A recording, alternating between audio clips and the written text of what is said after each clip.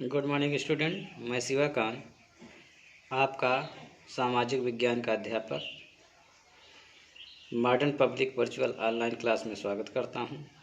Please इस channel को subscribe करें और अधिक से अधिक शेयर करें। बच्चों, आज हम भूगोल पाठ के अंतर्गत दूसरा लेसन पढ़ेंगे। दूसरा लेसन का नाम है भारत का भौतिक स्वरूप। तो यहाँ पर एक शब्द आया है भौतिक। तो भौतिक का मतलब होता है कि जो प्रकृति ने बनाया है। तो भारत को प्रकृति ने कैसा बनाया है उसके बारे में हम चर्चा करते हैं। ठीक है, देखो, उससे पहले हम थोड़ा आप लोगों को बता देते हैं। ये हमारी, मान लीजिए, पृथ्वी है। ये हमारी पृथ्वी है और इस पृथ्वी के बीचों बीच से एक रेखा गई है जिसको हम 0 डिग्री से प्रदर्शित करते हैं, और यह भूमध्य रेखा है। क्या है? भूमध्य रेखा है। और ऊपरे वाले हिस्से को अंगारा लैंड कहते हैं। क्या कहते हैं? अंगारा लैंड। और नीचे वाले हिस्से को क्या कहते हैं? गोंडवाना लैंड कहते हैं। कभी कभी पूछा जाता है कि भारत का कौन सा क्षेत्र सबसे प्राचीन है, तो कौन सा है? गोंडवाना लैंड। यह सबसे पुराना हिस्सा है। तो हम जानते हैं कि हमारे भारत में विभिन्न प्रकार की आकृतियाँ देखने को मिलती हैं, जैसे पहाड़, पर्वत, नदी, तालाब, पेड़ पौधे, वन आदि दिखाई देते हैं। तो ये सब प्रकृति प्रदत्त है। इसको मानव ने नहीं बनाया है, बल्कि प्रकृति ने ही बनाया है। तो उसी के बारे में हम चर्चा करेंगे।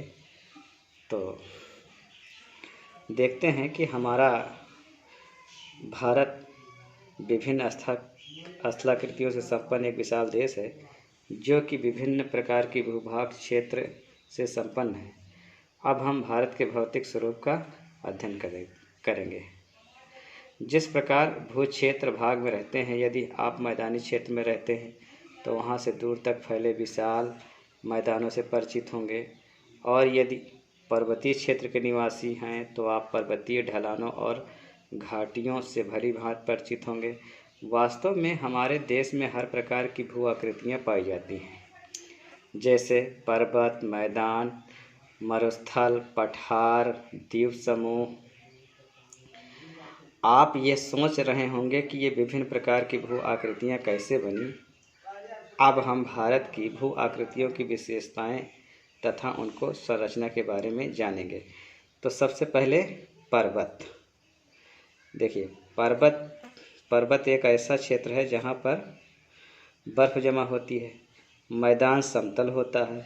मरुस्थल का मतलब मरु माने मरा हुआ, स्थल माने स्थान। तो मरुस्थल का मतलब होता है मरा हुआ स्थान, अर्थात यहाँ पर फसलें नहीं होती हैं, बिल्कुल भी। यहाँ पर कटीली झाड़ियों के अलावा और कुछ नहीं होता है। पठार पर्वत का हिस्सा है।